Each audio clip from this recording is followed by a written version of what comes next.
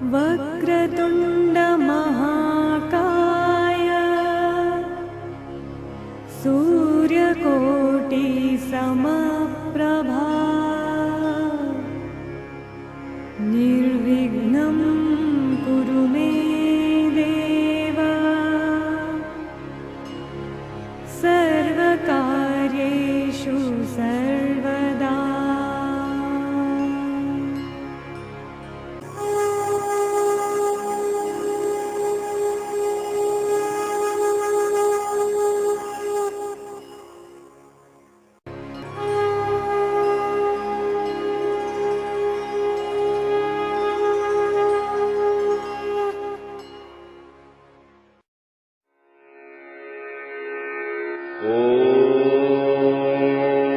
भगवान के श्वास प्रश्वास से निकले हुए वेद। वेद 4 हैं।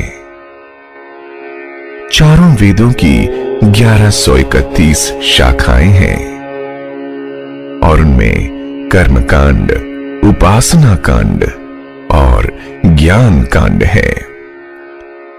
इनके समस्त मंत्रों की संख्या 1,00,000 है और इन 1,00,000 मंत्रों में कर्म कांड के 80,000, उपासना कांड के 16,000 और ज्ञान कांड के 4,000 मंत्र हैं। अतः कर्म कांड भाग अर्थात यज्ञ भाग से ही वेद सजीव एवं महत्वपूर्ण है, क्योंकि इस कर्म कांड भाग में विशेषकर यज्ञों की ही प्रधानता है। इसलिए हम कह सकते हैं कि वेदों का मुख्य विषय यज्ञ ही है और यज्ञों से ही वेद प्रतिष्ठित और मान्य है। यज्ञ वैदिक संस्कृति का प्रधान अंग है। यज्ञ में लोक कल्याण की भावना विशेष रूप से निहित रहती है। हमारे धर्माचार्यों ने मनुष्य के लिए जितने भी धर्म कहे हैं वे सभी यज्ञमय हैं। प्राचीन ऋषि महर्षियों ने शास्त्रों के अनुसार ही अपना जीवन यज्ञमय बनाया था और वे यज्ञ के द्वारा ही अपना व जगत का कल्याण करते थे।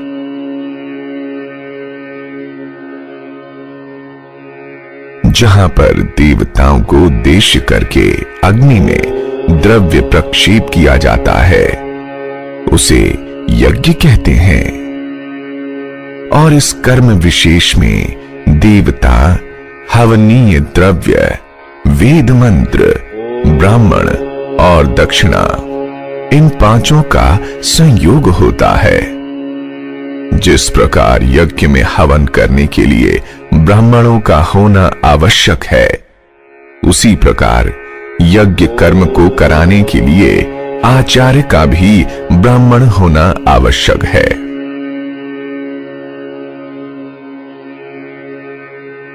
कर्म मीमांसा के प्रवृत्त होने पर मानव शरीर धारण करते ही द्विज ऋषि ऋण, देव ऋण और पितृ ऋण इन 3 प्रकार के ऋणों से ऋणी बन जाता है।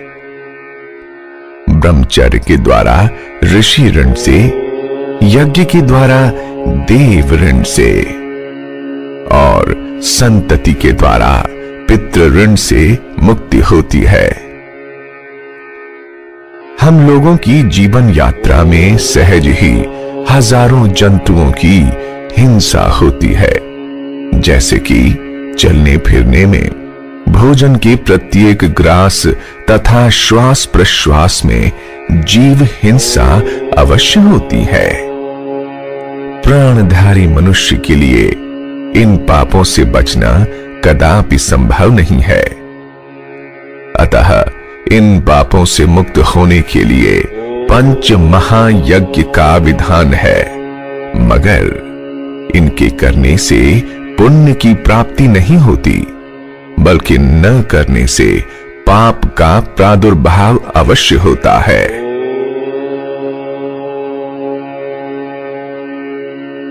मनु से उत्पन्न मानव कहलाते हैं। मपनोर जातास्तु मानवाह, और मानव में रहने वाले दया, दान, शील, सौजन्य और क्षमा आदि के समवाय रूप लोकोपकारक धर्म को मानवता कहते हैं, और इसके विपरीत पशुता। जिस प्रकार मानव के लिए अपने जीवन में मानवता की रक्षा और पालन आवश्यक है, उसी प्रकार उसके लिए यज्ञ की रक्षा और पालन भी परम आवश्यक है। यज्ञ के बिना मानव की और मानव में रहने वाली मानवता की रक्षा कभी नहीं हो सकती। अतः मानव को अपने जीवन के सर्वविद्य कल्याणार्थ यज्ञ धर्म को अपनाना चाहिए। मानव का और यज्ञ का परस्पर घनिष्ठ संबंध सृष्टि के प्रारंभ काल से चला आ रहा है। यज्ञ हिंदू धर्म का विशेष धर्म है, और यह यज्ञ साक्षात भगवान का ही स्वरूप है, अर्थात भगवान का ही दूसरा नाम यज्ञ है। गीता के 3 अध्याय के 15वें श्लोक में उल्लिखित है, तस्मात् सर्वगतम ब्रह्म नित्यम यज्ञे प्रतिष्ठम।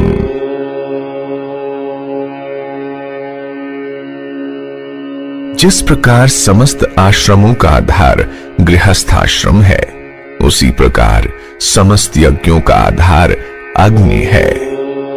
मानव का जीवन ही अग्निमय है। जीव जब माता के उदर में 9 मास तक रहता है, तब उसका सर्वप्रथम जठराग्नि से संबंध स्थापित होता है, और जब वो माता के गर्भ से बाहर आता है, तब उसका संबंध जीवन पर्यंत के लिए लौकिक अग्नि से स्थिर हो जाता है। और जब जीव मरणावस्था को प्राप्त होता है, तब वही अग्नि चितारिन बन जाती है, जिसके द्वारा शरीर जलकर भस्म हो जाता है।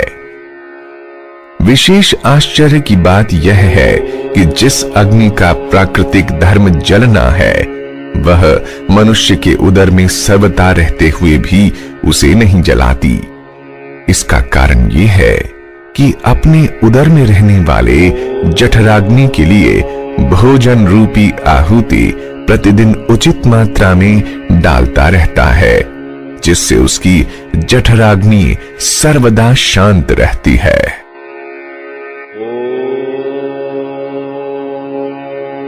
कुछ लोगों का ऐसा मत है कि यज्ञ केवल वायु शुद्धि के लिए किया जाता है, इसके अतिरिक्त दूसरा और कोई प्रयोजन नहीं है। किंतु यथार्थ में यज्ञ का प्रयोजन मात्र वायु शुद्धि नहीं है। यज्ञ का प्रयोजन है यज्ञकर्ता का देवताओं के साथ परस्पर भावन। अग्नि में जब देवताओं को उद्देश्य करके मंत्रोच्चारण पूर्वक हवि द्रव्य का त्याग किया जाता है, तब अग्नि के लिए यह आवश्यक हो जाता है कि वो देवताओं तक द्रव्य को पहुंचाएं, जिससे उन्हें तृप्ति मिले। यद्यपि देवता समर्थ हैं, परंतु प्रशासनकर्ता का प्रशासन ही कुछ ऐसा है कि इस दीन वृत्ति का आश्रम उन्हें लेना ही पड़ता है, और जीवन निर्वाह के लिए यजमान की बाट देखनी पड़ती है।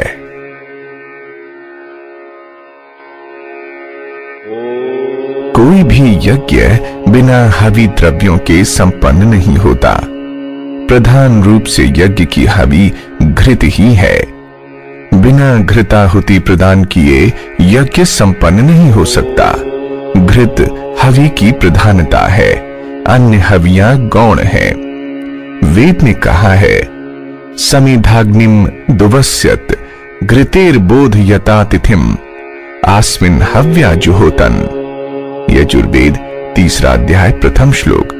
अर्थात समिधाओं से यज्ञाग्नि को प्रज्वलित करो, पुनः उस अतिथि स्वरूप अग्नि को घृत से प्रबुद्ध करो, और प्रदीप्त अग्नि में उत्तमोत्तम हवि की आहुतियां प्रदान करो।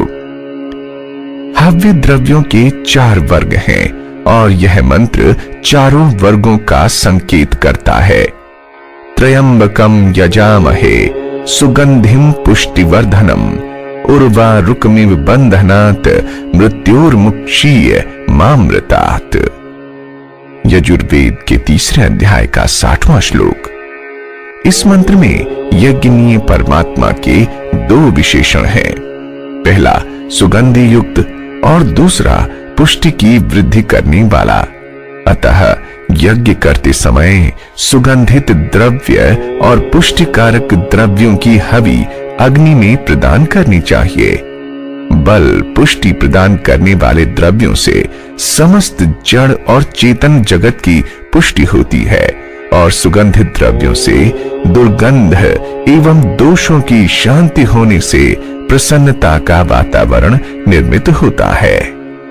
मंत्र के उत्तरार्ध में मृत्यु के बंधन से छुड़ाने की प्रार्थना की गई है और अमृत सुख अर्थात मोक्ष की प्राप्ति या सुख विशेष से संयुक्त रखने की प्रार्थना की गई है। रोग आदि दुख एवं मृत्यु के बंधन ही है। ये जीवन में क्षय क्षीणता रूपी मृत्यु बंधनों से हमें बांधते रहते हैं। अतः इनसे मुक्ति तभी होगी जब रोग नाशक औषधियों की शरीराग्नि तथा बाह्याग्नि में आहुतियां होंगी। इस प्रकार वेद से सुगंधित, पुष्टिकारक, रोगनाशक और मिष्ट ये 4 प्रकार के पदार्थ यज्ञ की हवि के लिए उपदिष्ट होते हैं। संस्कार विधि में वर्गानुसार चारों प्रकार के द्रव्यों के नाम सुगंधित केसर, कस्तूरी, अगर, तगर, श्वेत चंदन, इलायची, जायफल, जावित्री आदि। पुष्टिकारक घृत, फल, कंद, दूध, अन्न, चावल आदि। रोगनाशक सोमलता अर्थात गिलोय आदि। मिष्ट शक्कर, शहद, छुआरे, दाख आदि।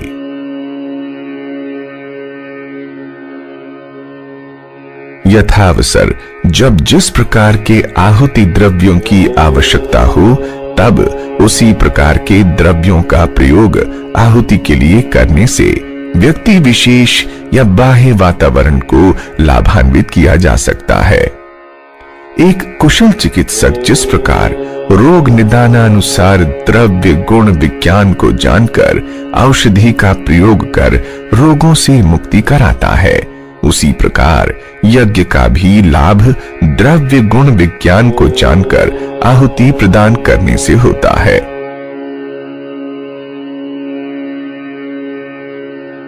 महर्षि के द्वारा रोगनाशक वर्ग एवं पुष्टिकारक हवि द्रव्यों के लिखने मात्र से ही यह स्पष्ट हो जाता है कि हवि भी तदनुकूल गुण देने वाली है।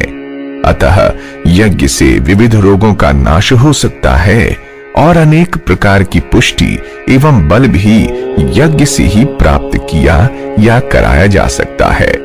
अर्थात यज्ञ विज्ञान को अच्छी तरह जानने वाला व्यक्ति जड़ और चेतन दोनों प्रकार के जगत को अनेक प्रकार से लाभान्वित कर सकता है।